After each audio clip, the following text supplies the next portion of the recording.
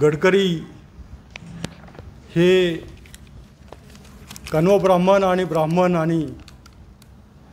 भारतातल्या कोण्याही समाजाच्या माणसाला जर म्हटलं तर त्यामध्ये सगळा तो भारावून जातो।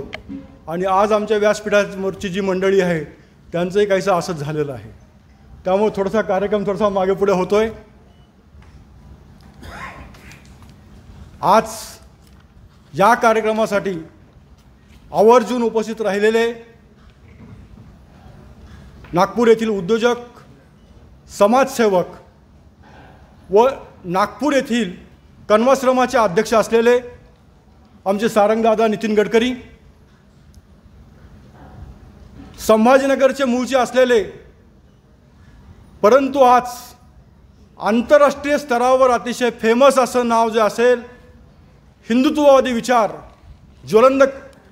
ज्वलंत करणारे श्री आमचे पारजी बावस्कर, नागपूरचे आमचे ज्येष्ठ कण्व बंधू व आमचे गायडिंग सोर्स डॉक्टर वासुदेवराव भाके, आपल्या संभाजीनगरच्या कण्व ब्राह्मण संस्थेमध्ये कार्याध्यक्ष या पदावर कार्यरत असलेले परंतु माझ्यापेक्षाही दांडगा जनसंपर्क असलेले आमचे अशोकराव भाले, हा जो कार्यक्रम आपण घडवून आणलेला आहे यासाठी मनपामध्ये उपायुक्त पदावर कार्यरत असलेले परंतु रात्रंदिवस झटणारे आमचे उदयजी मानोतकर, आम्ही अनेकदा समाजात फिरताना तरुण कार्यकर्त्याची आम्हाला वानवा भासते, परंतु अशा वेळी एक त्यामध्ये आंतरराष्ट्रीय लेवलचा वेदांत एनर्जी सोल्युशन हा बिझनेस सांभाळणारे परंतु समाजाप्रती तितकीच निष्ठा असणारे माझे सहकारी सचिव धीरजजी देशपांडे, याच कार्यक्रमासाठी नागपूरहून आवर्जून आलेले नागपूरचे अतिशय त्यामध्ये जुग्जार कार्यकर्ते व नागपूर कण्वाश्रमाचे सचिव श्री शेनाड साहेब, नागपूर येथेच नवीन टीम सध्या तरुण लोकांच्या हातामध्ये म्हणजे दिलेली आहे तिथल्या धुरीणांनी, आणि त्याचंच एक नेतृत्व करणारे आमचे तरुण कोषाध्यक्ष श्री वैभव तांबोळी साहेब, जे नागपूरचे ते कोषाध्यक्ष आहेत। ही संस्था जी आहे कण्व ब्राह्मण समाज यांनी स्थापन केली 17 ऑगस्ट 1973 साली। त्यामध्ये सदस्य असणारे आमचे जयकुमार मुळे काका, या संस्थेचं जे भूषण जे वाढवलेलं आहे ते कण्व भवननं वाढवलेलं आहे, आणि या कण्व भवनच्या बांधकामामध्ये ज्यांचा सिंहाचा वाटा आहे असे आमचे प्रकाश नाना मालखरे, नुकतेच सभागृहामध्ये आगमन झालेले आणि संस्थाचे या प्रगतीमध्ये अतिशय योगदान देणारे आमचे धनंजयजी पांडे व आपण सर्व उपस्थित बंधू आणि भगिनींनो, खरं म्हणजे आपली या निमंत्रण पत्रिका जी आहे त्यामध्येच आपण सांगितलं होतं की हा कार्यक्रम शार्प 5 वाजता सुरू होईल। त्यासाठी आमच्या कार्यकारिणीच्या लोकांनी अनेकांना फोनसुद्धा केले होते, त्याला सर्वांचा सकारात्मक प्रतिसाद होता, परंतु अजूनसुद्धा काही लोकांच्या दिवाळीच्या सुट्ट्या संपलेल्या नाहीत असं दिसतंय। त्याचप्रमाणे आज लग्नतिथी असल्यामुळे अनेक लोक बाहेरगावी आहेत, त्यामुळे अपेक्षेपेक्षा निश्चितच कमी त्यामध्ये आज उपस्थिती आहे, परंतु ठीक आहे। आपला कार्यक्रम नुकताच सुरू होतोय। आपला कार्यक्रम होता गडकरी साहेबांचं आणि पारजींचं ज्यावेळेस आपलं भाषण सुरू होईल त्यावेळेस मला वाटतं वाढलेलं असेल अशी मी अपेक्षा करतो। आज दुपारीच महर्षी कण्व महिला नागरी सहकारी पतसंस्था जी आपण 2020 साली आपण सुरू केली होती त्याच्या दुसऱ्या शाखेचा आज दुपारी शुभारंभ झाला। समर्थनगरमध्ये आपण शाखा सुरू केलेली आहे। अतिशय भव्य असा कार्यक्रम झाला आणि सारंगदादांचं भाषण वगैरे सगळं कार्यक्रम आटोपल्यानंतर ते निघाले आणि त्यानंतर मी आपल्या सगळ्यांच्या प्रतिक्रिया घेत होतो की बाबा काय कार्यक्रम कसा झाला, हे काय झालं, ते काय झालं, आणि त्यामध्ये मला प्रकर्षण असं जाणवलं की सारंग साहेब त्यामध्ये इतकं साधं व्यक्तिमत्व आणि सगळ्यांशी त्यामध्ये इतकं मोकळेपणाने कसे काय बोलू शकतात। म्हणजे नितीन गडकरी साहेब ज्यांचं जे आहे जे माझे आदर्श आहेत किंबहुना आपल्यापैकी अनेकांचे असले असतील. त्यांचं एक 4-5 दिवसापूर्वी एका वृत्तवाहिनीला त्यांनी त्यामध्ये भाषण दिलं होतं आणि ते आपल्या सगळ्यांसाठी, म्हणजे जे संघटनांचे पदाधिकारी आहेत त्यांच्यासाठी सुद्धा आहे, जे आपल्या घरामध्येच आपल्या भावाशी स्पर्धा करतात, मित्र आपल्या मित्राशी स्पर्धा करतात, या सगळ्यांसाठी अतिशय मार्गदर्शक आहे. त्यांना एका त्या इंटरव्ह्यू घेणाऱ्यांना प्रश्न विचारला होता की सर, तुमच्या विरोधात विरोधक टीका का करत नाहीत किंवा तीव्र टीका का करत नाहीत. त्यांनी त्यामुळे सांगितलं, मी विरोधकाचा विचार करत नाही, कारण 2 रेषा असतात, एक स्वतःची आणि एक दुसऱ्याची, विरोधकाची, आणि मी केव्हा समोरच्याची रेषा कमी करायचा प्रयत्न मी करत नाही, तरी मी माझी रेषा मोठी कशी होईल याचा मी त्यामध्ये प्रयत्न करतो. हे त्याचं यश आहे. आणि त्यामुळे मला असं वाटतंय, हा कॉम्पिटिशनचा जमाना जरी असला, बिझनेसमध्ये आपली स्पर्धा असली, प्रत्येकाला मोठं वाटतं, मोठं झालंच पाहिजे, पण त्यासाठी आपण मोठं झालं पाहिजे. ते आपल्या दुसऱ्याला म्हणजे कमी दाखवण्याची आपल्याला हे याचं कारण नाही असं मला वाटतं मला. आणि या अशा आदर्श व्यक्तिमत्वाच्या घरातून साहेब तर सध्या म्हणजे त्यांचं शेड्यूल आणि सगळ्या गोष्टी बघता हे आपण म्हणजे ते स्वप्न पूर्ण कधीतरी होईल, पण सध्या लवकर होईल असं मला वाटत नाही. आणि त्यामुळे त्यांच्या घरातून कोणीतरी आपल्या कार्यक्रमाला यावं ही आमच्या कार्यकारिणीची अतिशय तीव्र इच्छा होती. आणि आम्ही साहेबांना शब्द टाकला आणि साहेबांनी त्यामध्ये अगदी लगेच त्यामध्ये होकार दिला त्यांचं शेड्यूल बघून. त्यामुळे मला त्यांचे खरोखरी मनापासून त्या धन्यवाद म्हणावा वाटतात. आज आपण बघितलं, 4 महिन्यापूर्वी 4-6 महिन्यापूर्वी लोकसभेच्या निवडणुका झाल्या होत्या. त्या लोकसभेमध्ये हिंदुत्व विरोधी विचाराची मंडळी मोठ्या संख्येने निवडून आली महाराष्ट्रामध्ये. आपलं संभाजीनगर त्याला अपवाद होतं, पण तरीसुद्धा जे दिसलं ते फार वाईट होतं. आणि ह्यावेळेस आमच्या कार्यकारिणीनं 2 महिन्यापूर्वी कार्यकारिणीची बैठक झाली आणि त्यावेळेस म्हणाले की काही जरी झालं तरी आपल्याला त्या हिंदुत्वचा विचार तीव्र करण्यासाठी असा व्यक्ती पाहिजे जो हिंदुत्वावर सगळ्यांना जागृत केलं पाहिजे. आणि असे व्यक्तिमत्व आहेत आपले पारजी बावस्कर. त्यामुळे आज ते हिंदुत्व म्हणजे नेमकं काय त्याचा अर्थ सांगण्यात इथं आलेले आहे. आणि मला असं वाटतंय आजचा कार्यक्रम, त्यामुळं कार्यक्रम जसा जसा पुढे जाईल तसं आपलं हे सभागृह पूर्णपणे आपलं भरलेलं असेल. कानव ब्राह्मण समाजाचा एका स्पीडनं प्रत्येक एका लेवलला जो कोणी कार्यकारिणीवर येतो, कोणी कार्यकारिणीचा अध्यक्ष होतो, सचिव होतो, वगैरे वगैरे काय होतो, तो निश्चितपणे नेहमी जाण्यासाठीच असतो. मी पण एक दिवस म्हणजे ह्या पदावरून जाणारच आहे. आणि त्या वेळोवेळी जे आहे तो आपलं काम चांगल्या प्रकारे करण्याचा प्रयत्न करतो. पण 3 ऑगस्ट 2014 या रोजी कार्यकारिणीमध्ये अतिशय आमूलाग्र बदल झाला आणि जवळपास कार्यकारिणीमध्ये 80% कार्यकारिणी नवीन आली. आमचे पहिले अध्यक्ष त्यावेळेस त्यामध्ये आमचे धनंजयजी पांडे होते. आणि तेव्हापासून आपण दरवर्षी काहीतरी नवीन आपण केलं पाहिजे हा व्यासंग त्या कनव ब्राह्मण समाजाच्या संभाजीनगर शाखेला जडला. आम्ही 2015 जे आहे या आपल्या कनव भवनमध्ये साधे चांगले वॉशरूमसुद्धा नव्हते आणि कंपाऊंडसुद्धा नव्हतं. त्या काळामध्ये 15 आम्ही त्यामध्ये कंपाऊंड आणि वॉशरूम बांधले, कारण त्यावेळेस आमच्याकडे तेवढाच पैसा होता. 2016 जे आहे आम्ही काहीतरी नवीन काहीतरी केलं पाहिजे, आपण काहीतरी मोठं झालं पाहिजे. आणि त्यावेळेस आपल्याला पैसा नाही आहे तर पैसा कसा उभा करायचा, बिल्डिंग झाली पाहिजे. मग आम्ही काय केलं, संगीत रजनी, उत्तरा केळकर संगीत रजनी सप्टेंबर 16 आपण केली होती. आणि लोकांच्या जास्त त्रास न देता 300 ते 500 रुपये एका व्यक्तीकडनं आणायचे या उद्देशानं आम्ही संगीत रजनी केली आणि त्यातून आम्ही मोठा पैसा त्यामध्ये गोळा केला.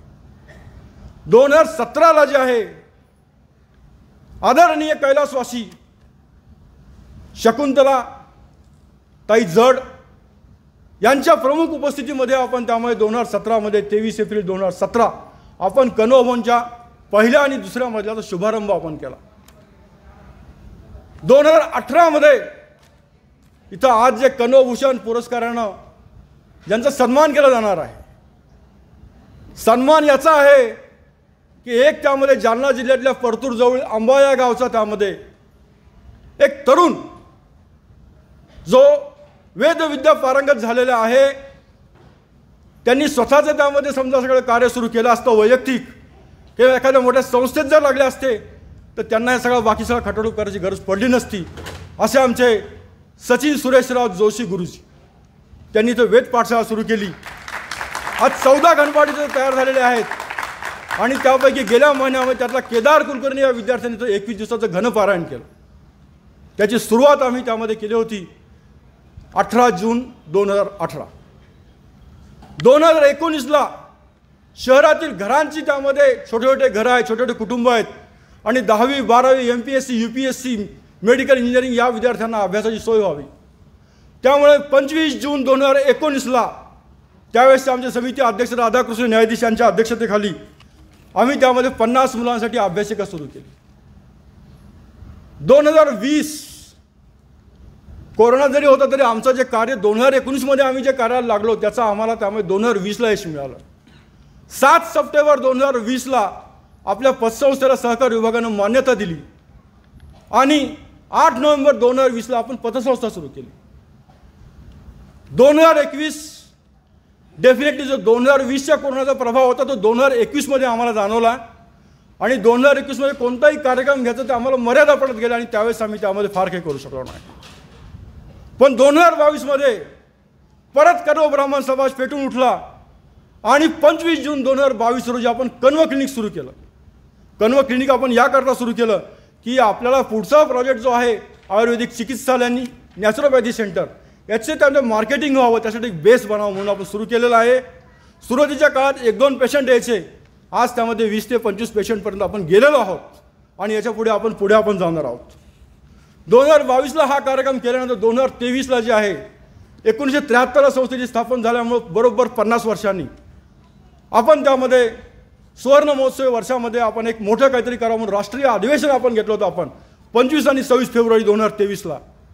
आणि जो होय बघा जो काम करतो त्याला कोणाच्या यशाची किंवा कोणाच्या पावतीची गरज नसती, त्यासाठी वरचा परमेश्वर त्याला यश देतो. आणि तुम्हाला सांगतो कदाचित निमित्त असेल माहीत नाही आहे, परंतु 25 फेब्रुवारीला आपलं राष्ट्रीय अधिवेशन आपलं ज्या सुरू झालं त्या दिवशी या औरंगाबाद शहराचं नाव संभाजीनगर झालं आणि या औरंगाबादचा त्यामध्ये कायमस्वरूपी त्यामध्ये सोक्षमुख लावला गेला. त्यानंतर 2024 उजाडलं आणि 24मध्ये काय करावं आम्ही अनेक कार्यक्रम त्यामध्ये घेत होतो आणि त्यामध्ये आमची महर्षी कण्व वैदिक गुरुकुलम आणि कण्व ब्राह्मण समाज यांच्या संयुक्त विद्यमाने आत्ता आपण 5 ऑक्टोबर ते 25 ऑक्टोबर दरम्यान आपण ते कंठस्थ घनपारायणाचा कार्यक्रम आपण केला आणि त्यामध्ये आपल्या संभाजीनगरचं नाव संपूर्ण भारतामध्ये केलं. असे आपण दरवर्षी आपण कार्यक्रम आपण घेत आहोत, काहीतरी नवीन आपण घेत आहोत आणि पुढच्या वर्षीसुद्धा 2025ला काहीतरी नक्कीच होणार असा मला विश्वास आहे. मला हा आपला स्नेहमिलनाचा कार्यक्रम आपण यासाठी घेतो की या निमित्तानं आपण त्यामध्ये कण्व बांधव सगळे एकत्र येतो, कारण की आपण गुणवंत सत्कार ज्यावेळेस कार्यक्रम करतो त्यावेळेस ते गुणवंत विद्यार्थ्यांचे पालक येतात. मुंजीचा कार्यक्रम होतो त्याला मुंजीचे त्यामध्ये जे आहेत तेच बटू किंवा बटूचे नातेवाईक येतात, वधूवरला ज्यांचे त्यामध्ये घरचे उमेदवार तेच येतात. परंतु हा असा कार्यक्रम इथं फक्त स्नेह वाटण्यासाठी फक्त कार्यक्रम असतो आणि दरवर्षी आपण इथे एंटरटेनमेंटचा कार्यक्रम आपण घेत असतो. आपण रेग्युलर कार्यक्रम असतो पण एंटरटेनमेंटचा कार्यक्रमसुद्धा आपण घेत असतो. यावेळेस आपण त्याला फाटा देऊन आपण त्यामध्ये तसं न करता हिंदुत्वावर आपण त्यामध्ये कार्यक्रम आपण घेतलेला आहे. या कार्यक्रमाचं ज्यांनी ठरवला हा कार्यक्रम आमच्या कार्यकारिणी ठरवला, अध्यक्ष किंवा सचिव किंवा कोणी जरी पदाधिकारी असला तो एकटा दुकटा काही ठरवत नसतो. ही आमच्या संभाजीनगर शाखेची खासियत आहे. आम्ही हा कार्यक्रम ज्यावेळेस ठरवला आणि त्यानंतर आम्ही सुरू ज्यावेळेस केलं 2017 पासून साधारणतः आम्ही पारितोषिक देणं सुरू केले. त्यामध्ये आम्ही समाजामध्ये वैयक्तिक त्यामध्ये अनेक गोष्टीमध्ये उंची गाठत असतानाच सामाजिक कार्य कोण करतोय हे बघून त्यांना आपण जीवनगौरव पुरस्कार देण्याचं आपण ठरवलेलं आहे. आणि यावर्षीचा आपला जीवनगौरव पुरस्कार जो आहे ते माझ्यासोबत 10 वर्ष कार्यरत असणारे संस्थेचे माजी सचिव श्री पुरुषोत्तम देवराव भाले यांना आपण त्यामध्ये देत आहोत. त्यांची काम करण्याची धमक, प्रत्येकासाठी प्रत्येक गोष्टीची अतिशय मेहनत करण्याची त्यांची त्यामध्ये तयारी ही अतिशय वाखाणण्याजोगी आहे. आज कण्व ब्राह्मण समाजानं जे कण्वभवन बांधलेलं आहे, अभ्यासिका केलेली आहे, हे सगळे जे काय आपण मी आता सांगितलं सगळं केलेलं आहे, यामध्ये त्यांचा अतिशय सिंहाचा वाटा आहे. असं म्हणतात, अनेकांना आपल्याला माहीत असेल, संभाजीनगरच्या कनोज शाखेमध्ये जसे भाजपमध्ये स्ट्रॅटेजी ठरवणारे कोण आहेत? अमित शहा भाजपचे अध्यक्ष पण होते, पण तरीसुद्धा आज सगळी स्ट्रॅटेजी ते ठरवतात. तसे आपल्याकडे कोण होते? तर ते आपले संभाजीनगर शाखेचे अमित शहा म्हणजे पुरुषोत्तम देवराव भाले. आणि त्यांच्या स्ट्रॅटेजीमुळे त्यामध्ये आत्तापर्यंत एवढं आपलं यश भेटलेलं आहे, हे मी तुम्हाला इथं खात्रीशीरपणे सांगू शकतो. तुम्हाला सांगतो, ज्यावेळेस मी कार्यक्रम आलो होतो, कण्व आणि काण्व याच्यामध्ये काय फरक आहे, किंवा ही कण्व ब्राह्मण समाज ही संस्था आहे का कण्व शाखीय ब्राह्मण संस्था आहे, हे नक्की काय हे अनेक लोकांना माहीत नव्हतं. पण त्यावेळेस या भाले साहेबांनी संस्थेमध्ये प्रोफेशनलिझम आणला, प्रत्येक गोष्टीची चिकित्सक मांडणी केली, आणि त्यामुळे ह्या संस्थेला मोठं बळ मिळालेलं आहे. अशा ह्या मोठ्या महामानवाचा इथं मला त्या सत्कार करताना अतिशय आनंद होतो. आज दुसरे सत्कार मूर्ती जे आहेत ते म्हणजे कण्व उद्योग रत्न धनंजय व्यंकटराव बडवे साहेब. आम्ही हा पुरस्कार त्यामध्ये देत असतो दरवर्षी. यासाठी देत असतो की बिझनेसमन जनरली जो करतो तो काम करताना त्याचं समाजाकडे काही असं विशेष लक्ष असतंच असं नाही. काही विरळे लोक असतात, परंतु ही जी मंडळी आहे स्वतःचा उद्योग वाढत असतात, मोठे बनत असतात, बाहेर प्रोफेशनल कॉन्फरन्समध्ये प्रोफेशनल लेवलवरला उद्योग संघटनामध्ये ते अनेक पारितोषिके मिळवत असतात, परंतु समाजापासून ते दूर असतात अनेक वेळा. त्यामुळे अशा लोकांना समाजाच्या प्लॅटफॉर्मवर आणणं, त्यांचा कार्याचा गौरव करणं, यासाठी आपण तो कण्व उद्योग रत्न गौरव केलेला आहे.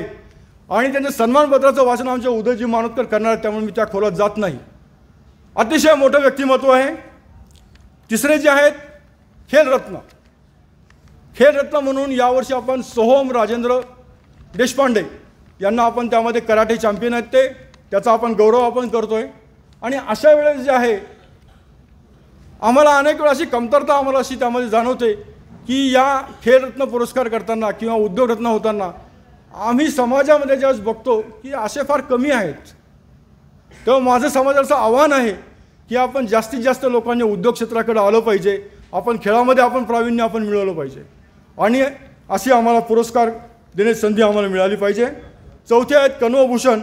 ते आमचे सचिन जोशी गुरुजी, आत्ता मी त्यांचा उल्लेख त्यामध्ये केलेला आहे. या सर्वांचा इथं हे करतोय. मला या ठिकाणी सांगावंसं वाटतं, मला आपण एक ब्राह्मण समाजाची माणसं आहोत, आणि आता पॅकेज शब्द जो आहे हा आपल्या डायरीमध्ये थोडा कमीत कमी केला पाहिजे. कारण पॅकेजच्या मागे न लागता उद्योगाच्या मागे लागलं पाहिजे. उद्योगाच्या मागे लागण्याचा ज्यावेळेस विचार आम्ही करतो त्यावेळेस मला असं जाणवतं, आज मी बडवे साहेबांशीच बोलत होतो, मी त्यांना निमंत्रण देताना जवळपास अर्धा तास त्यांचा कार्यक्रम होता तो सोडून आमच्याशी गप्पा मारल्या.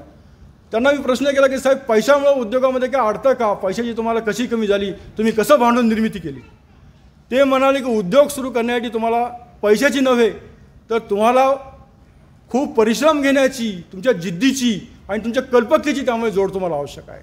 आणि त्यामुळे यातून एक बोध घेऊया आणि जास्तीत जास्त लोकांनी त्यामध्ये या उद्योग क्षेत्राकडे वळूया. त्याचप्रमाणे उद्योग क्षेत्रामध्ये करताना मी तुम्हाला अगोदर जे सांगितलं की आपल्याला कॉम्पिटिशन करण्याची गरज नाही आहे, तर आपल्याला आपली स्वतःची उंची वाढवण्याची गरज आहे. तर या प्रकारे काम केलं पाहिजे.